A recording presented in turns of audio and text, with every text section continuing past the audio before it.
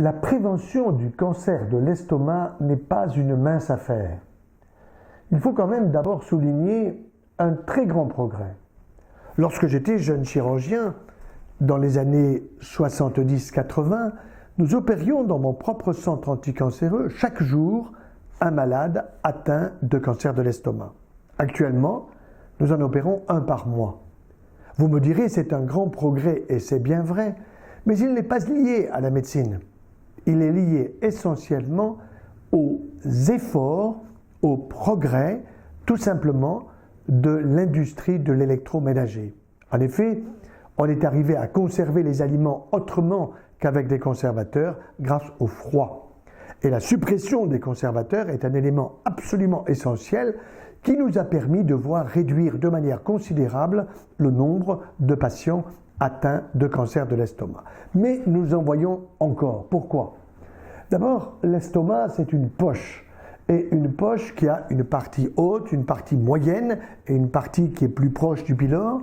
Et on peut voir des cancers de l'estomac à tous les niveaux de l'estomac. Les causes actuelles du cancer de l'estomac, on peut les simplifier de trois façons. Il y a tout d'abord de mauvaises habitudes alimentaires. Il y a ensuite le stress et il y a en troisième position ce qu'on appelle l'Helicobacter pylori.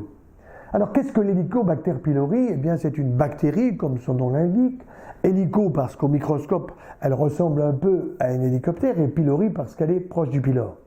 Cette bactérie est un irritant, une sorte de petit rongeur que nous pouvons avoir dans l'estomac quand nous mangeons mal. Surtout quand nous mangeons trop de produits animaux et pas assez de produits végétaux. C'est-à-dire des produits animaux qui vont forcer l'estomac à avoir une acidité plus importante pour digérer et qui font que cet hélicobactère peut intervenir pour malheureusement être à l'origine de stress, d'ulcération, d'inflammation et par là de transformation, soit sous la forme d'un lymphome de l'estomac qui est une forme de cancer du système immunitaire de l'estomac, soit tout simplement de cancer de l'estomac. N'oublions pas que le cancer de l'estomac, nous en guérissons pas beaucoup, pas plus de 25 à 30% des cas, ce qui veut dire que dans 70% des cas, nous ne guérissons pas, car souvent nous arrivons trop tard. Alors, la deuxième cause que nous avons évoquée, c'est le stress.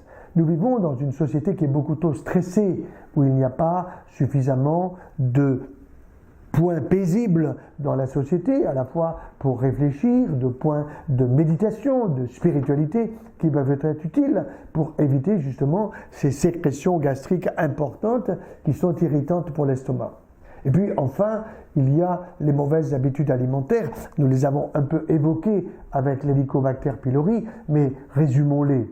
Pas assez de végétal, pas assez de fruits, de légumes, de légumineuses, trop de cuisson des aliments, trop longue, qui abîme l'aliment et transforme tout simplement un excellent aliment, par exemple, en sucre caché ou en graisse irritante pour l'estomac.